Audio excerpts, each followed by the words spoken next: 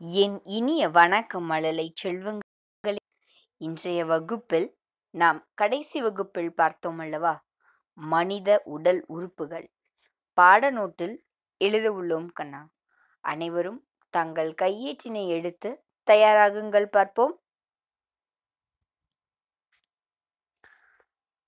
அருமை குழந்தைகளே, உங்களுடைய பாடநோட்டில் புதிதாக ஒரு பக்கத்தினை எடுத்துக்கொள்ளுங்கள். நீங்கள் எழுதும் முன் கரிக்கோலினை நன்கு துருவிக் கொள்ளுங்கள். சரியா? உங்களுடைய கையெழுத்து மிக மிக மிக மிக அழகாக இருக்க வேண்டும். மனித உடல் உறுப்புகள் என்று தலைப்பு எழுதிக் கொள்ளுங்கள். ஒரு வரி விட்டு சொற்கள். ஒரு எழுத்தும் கவனமாக பார்த்து எழுதுங்கள். கழுத்து கா ழு இத்து கழுத்து. பாதம் பா தா இம் பாதம். கை கை. தலை தா ளை தலை. விரல் வி ரா இல் விரல். சரியா கண்ணா?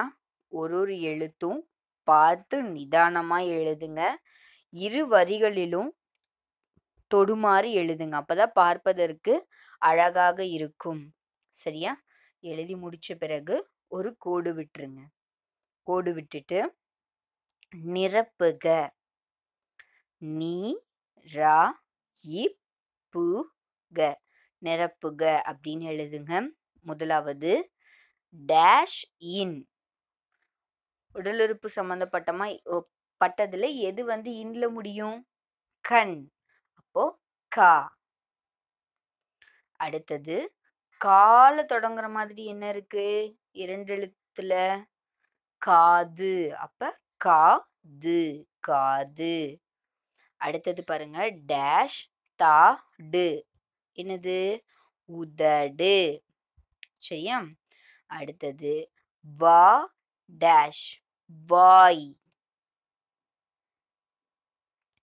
நா டேஷ் இம் நகம். நா டேஷ் இம் அப்படின்னா அந்த இடத்துல நம்ம என்ன வரும்?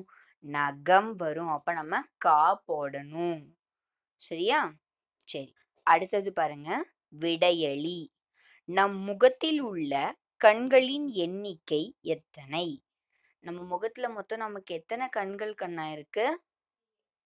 மொத்தம் 2 கண்கள் இருக்கு இல்லையா? அப்போ நீங்க அழகா என்ன பண்ணணும்?